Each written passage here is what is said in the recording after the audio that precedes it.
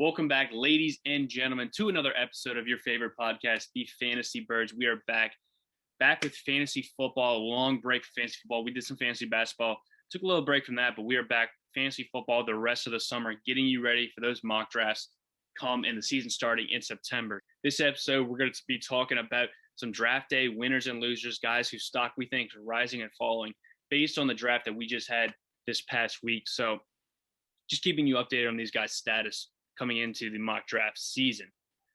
To get us started, we're going to look at some draft day winners that we think their fantasy stock is elevated seeing the draft that we just had. We're going to start off with Justin Herbert, quarterback for the Los Angeles Chargers. This guy's coming off a offensive rookie of the year. So you might think, how's this guy stock going to get even higher than it already is? Well, we definitely projected some regression happen with Justin Herbert coming into this year. His numbers throwing out of pressure this past season were off the charts, insane. He's not going to be able to duplicate those numbers. But what did the Chargers do? They added Rashawn Slater in the draft at 14. No one saw this guy dropping all the way to number 14. Huge W for the Chargers. Get a tackle of the future. Day one ready guy. That's important. Also, they added Linsley, center from the Packers, top 3 center in the league, no doubt about it. They get him and Rashawn Slater. That's going to eliminate some of the pressure regression that Herbert is going to see this year that we project. So this guy, he's a top 5 quarterback for us, no doubt about it. Getting him in the 4th through 6th round, somewhere where you got a Dak Prescott, Kyler Murray kind of last year, we think Justin Herbert is due for another big year. Even if there is some regression with a sophomore slump, we think better protection is going to help him alleviate some of that regression and still put up those solid numbers that he was putting up all of last year. Second guy we're looking at is Allen Robinson, wide receiver for the Chicago Bears. A lot of people are off on Allen Robinson after they signed Andy Dalton. They thought it was going to be another repeat performance of last year, where he actually did extremely well. The top receiver for that Chicago Bears team, not saying much. This Bears offense looked abysmal half the year, and he was the only, other than David Montgomery late in the season, the only player performing at any sort of significant level for fantasy football. But Allen Robinson coming off a franchise tag. So what does that mean? He's playing for his contract this year. He wants that big deal. He's got to play well. And the Bears, they traded up for the quarterback of the future. It's Justin Fields.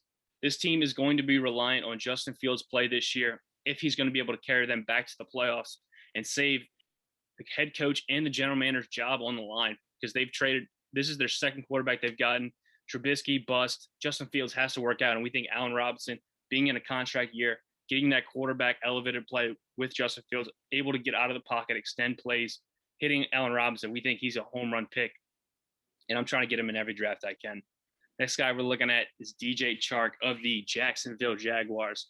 Kind of similar with Allen Robinson, getting that elevated quarterback play. Last year, DJ Chark was kind of drafted in the same position as a Terry McLaurin.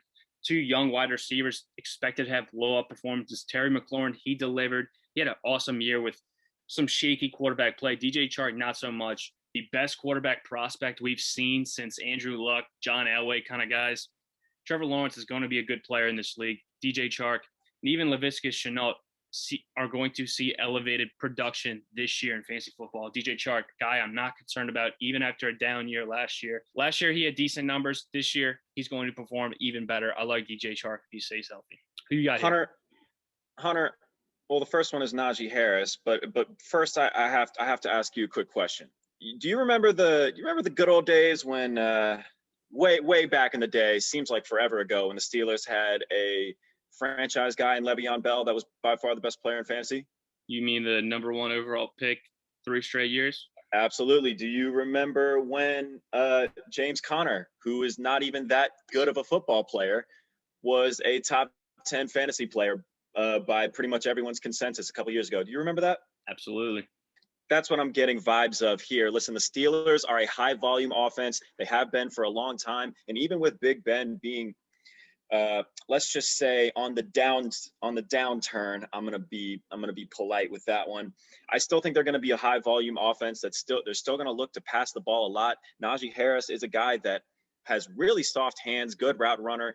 Kind of deceptively good as a receiver for someone of his size. With his physical tools, he's a guy that has the ability to kind of handle those 300 carries a year type seasons. They have drafted Benny Snell in the past couple of years. They drafted Anthony McFarland last year, but he's nothing more than really a change of pace back. Haven't really seen dividends on that yet. Najee Harris is the guy they really needed in that offense, as far as a guy that they can rely on to run the football on first and second downs and catch the ball on third. I think with Big Ben declining, he's going to be looking to check the ball down more, maybe get the running back on option routes.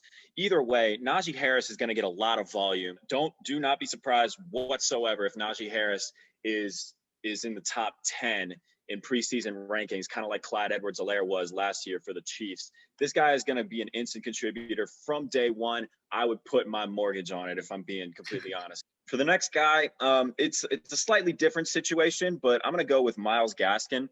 Had a surprisingly breakout season last year. He kind of emerged as the best running back in that Dolphins backfield. There was a little bit of buzz with Patrick Laird. Many people thought that Matt Breida coming over from San Francisco would kind of be that guy, but Myles Gaskin kind of filled a nice solid role as an RB3, as a flex play. Perfectly fine guy that you can plug into the lineup and not miss too much of a beat, and even a decent flex play depending on the matchup. I still have him as a winner simply because of not necessarily what he did do, but what Miami didn't do. Everyone thought that, we talked about Najee Harris, going to the Steelers. Well, up until about a couple weeks before the draft, when everyone knew he was going to the Steelers, everyone thought he was going to the Dolphins at number 18 since they had that second round pick. They decided to go with Jalen Phillips. And not only did they go with Jalen Phillips and not Najee Harris with that second pick in the first round, they didn't pick a running back at all. So that means that Myles Gaskin is still going to maintain a lot of that workload that he saw last year. And I think he's kind of started to separate himself a little bit from the other guys that they have on the roster. So again, as far as being winners, a guy that you can, maybe be comfortable picking him in the top 80 in fantasy drafts or so. He can be a really interesting guy for the Dolphins this year and get a lot more value than we maybe would have thought, considering everyone had running back as a prime need for that team. Next, I'm going to go with Daniel Jones. The reason why is simply because the Giants are invested in putting an offense and putting weapons around him. They brought in Kenny Golladay from free agency as the big high-priced receiver from free agency. He is going to be a welcome addition to that offense, combined with Sterling Shepard. Evan Ingram is still going to be there. So he's going to have some weapons, but drafting Kadarius Toney in the first round gives them that dynamic option from the slot. They can put Shepard and Toney a lot of different places. They can move Toney around the field. They can do a lot of stuff with him. Bring in Saquon Barkley back from injury, and you're going to have a lot of weapons at your disposal. And now listen, I don't think Daniel Jones is a very good quarterback. But with his rushing floor and his ability to pop off on certain weeks, he kind of has that inconsistency, boom or bust type thing that Josh Allen did a couple of years ago. Not saying this is going to be the same thing, but we are seeing a lot more weapons around Daniel Jones. And what I will say is, if he is going to become a bona fide starting fantasy quarterback, it's gonna have to happen this year. It's year 3. He's got all the weapons around him. They've drafted and invested heavily in that offensive line as well, selecting Andrew Thomas and Will Hernandez in recent years. Matt Parrott's going to be on the offense on the right, is going to step in at right tackle. This offense is going to be good to go, and I think Daniel Jones is going to have to make something happen. If he's going to be the guy, he's going to ball out this year. 100% agree. Look, the Giants are basically saying this is it for Daniel Jones. If you can't perform with Kenny Golladay and Kadarius Toney, new additions to this team with Saquon coming back, Evan Ingram, Shepard, if he can't perform with that unit right there, it's just not going to happen for Daniel Jones. A guy I'm looking to take late in fantasy drafts, be my backup quarterback, or even in a 2-quarterback league, get him late, just plug him in, because I think it's going to be there. That rushing floor is going to be there. The Giants are going to be a much improved football team. And if Daniel Jones can't get it done, it's time to hit the road, because it's not going to work. Exactly. Like you said, he's got that perfect backup quarterback, late flyer type thing that can really kind of shift the balance of your team. Now that we got into some draft day winners, let's look at the guys who necessarily lost some value after the draft concluded. And we're looking at number 1, it's James Robinson for the Jacksonville Jaguars. Look, James Robinson, he was a borderline RB1. He's an RB1 high on RB2 last season, and he was picked up off the waivers after Leonard Fournette had been cut. And James Robinson was such a consistent player, even on a poor offense that Jacksonville had last year, because of his usage in that receiving game. Even if they're down, they were still getting him the ball, little dink and dunks, Gardner Minshew, getting him the ball in space late in the game, getting those fantasy points where not necessarily rushing touchdowns were a big deal, but that consistent volume for him in the receiving and running game. But the Jacksonville Jaguars are pairing Trevor Lawrence with his college running back, Travis Etienne. Etienne's an elusive back. He's going to take away those touches in the receiving game. They're going to get this guy, Travis Etienne, involved in this offense, no doubt about it. And if he doesn't have the consistent workload, James Robinson, like he did last year, he's not going to put up those same stats. So I am hard fading James Robinson in drafts this year. Kind of similar situation. I'm looking at number 2 with Tyler Boyd of the Cincinnati Bengals. Everyone thought Cincinnati, Joe Burrow getting injured, they got to go offensive line. Got to go offensive line at number 5 overall. A Sewell or a Slater at 5. Didn't happen. They went with Ja'Marr Chase, the wide receiver out of New Orleans, Louisiana. Pair him up with his college teammate Joe Burrow. Ja'Marr Chase, he's a very physical wide receiver. Him and T. Higgins, I believe, are going to run this team on the outside. Tyler Boyd in the slot. Tyler Boyd was probably a wide receiver too last year for most teams. Very consistent player. He kind of took a dip once T. Higgins kind of started rolling. And we kind of saw him become the wide receiver 2 for that team. Well, Ja'Marr Chase is better than T. Higgins. I guarantee you that. He is going to be the wide receiver 1, Ja'Marr Chase, first day he steps on that field. T. Higgins is going to be on the outside, number 2. And Tyler Boyd, I think, is the odd man out for this team, unfortunately. So Tyler Boyd, I don't think he's going to have wide receiver 2 play this year. He's going to be a flex play at best, and I'm fading him in drafts. Next guy we want to look at is Hayden Hurst of the Atlanta Falcons, tight end. They didn't even pick up his 5th-year option on his rookie deal, so he's out of the door. Atlanta getting Kyle Pitts, the best tight end prospect we've ever seen. I mean, Kyle Pitts, he does it all. Is he a tight end? He's a wide receiver, just a big body that can move, block, catch the football. Kyle Pitts is going to perform for this team, and Hayden Hurst, I think his days are numbered in Atlanta. So a top 10 tight end last year for us, Hayden Hurst, but this year not so much. So yeah, you mentioned the first 2 guys, James Robinson, Tyler Boyd. These are 2 guys that can potentially give you flex value. They're just not going to give you the value that they had the previous season, and that's why we're fading him here. Hayden Hurst is just going to be off the map, man. That's just that, obviously it makes sense because Kyle Pitts is clearly a better football player. But yeah, Hayden Hurst, poor guy. He's just going to be off. He's going to be off the fantasy map this year. You'll see him on the waiver wire pretty much all season unless we see any sort of injury. We also would consider Jameis Winston a potential loser. This one comes simply because the Saints suffered from a lack of depth of playmakers necessarily. Obviously, Michael Thomas is there, Alvin Kamara is there. However, the team's also really high on Adam Troutman at tight end, but I mean, who else do you really have outside of that? Last year, the Saints had Emmanuel Sanders, but really you're going to be starting to rely on a lot more guys like getting actual receiving production out of Deontay Harris, getting actual receiving production out of Marquez Callaway, who played really well as an undrafted free agent, but is still not necessarily a guy you want to have to bank consistency on. And then Traquan Smith, very inconsistent. You don't really know what you're going to get from him. Sometimes he shows up, sometimes he doesn't. He's kind of struggled with injuries. The reason why we think that this is kind of an L for Jameis Winston is a couple of reasons. First of all, the Saints were obviously willing to take quarterback Ian Book in the draft, which was a big reach, in my opinion. But, so that kind of goes to show that, Jameis Winston isn't necessarily locked into this job all season. He's going to have to compete for it. So the Saints are obviously going to look for potential upgrades if they can. Remember, they were in the Russell Wilson sweepstakes a couple months ago.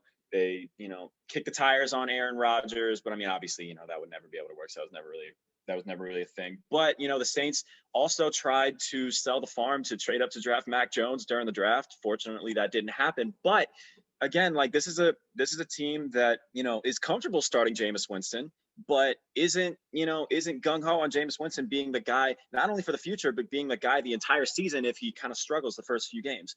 So between that and then also just not drafting another weapon in the draft, the Saints were rumored to like Terrace Marshall at their pick in the second round at pick 60. Carolina snagged him at 59. Whether the Saints would have actually drafted Marshall, I don't know. But again, no playmakers drafted for Winston, either a premium position pick at tight end or receiver, or even picking a running back or anything like that.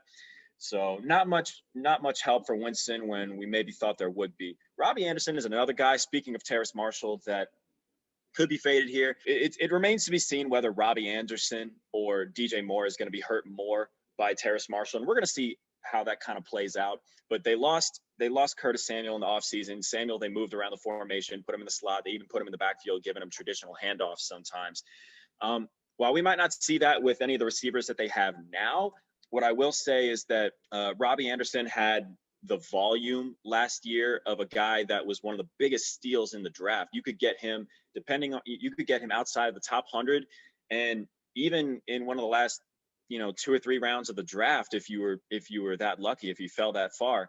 And if you got him, he paid off big dividends. But now you're going to have 3 receivers and 3 traditional receivers where you're not really going to have this thing with Curtis Samuel where for half the season they still didn't really know how to quite get him the ball. And so that kind of allowed Robbie Anderson to come in with familiarity with their head coach while they were at Temple.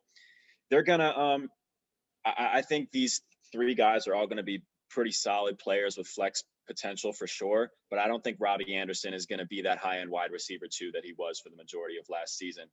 Another guy that I'm going to keep my eye on here is just Jamison Crowder. Jamison Crowder is an undersized slot receiver that wins with his quickness on underneath routes, and he wins in PPR formats especially. The Jets drafted Elijah Moore, who has the exact same skill set in the exact same build, but is arguably better.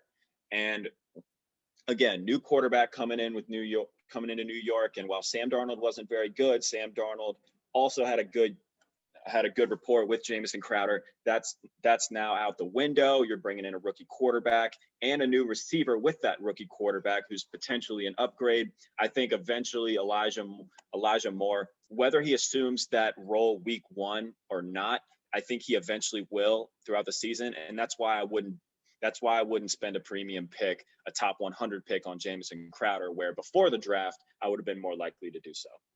Yeah, that's going to wrap it up for today's episode. We had draft day winners, we had draft day losers, just 12 guys that we think their value changed pretty significantly following the NFL draft, going into the mock draft. We hope you guys enjoyed, and we'll see you guys next week with another episode of your favorite podcast, the Fantasy Birds.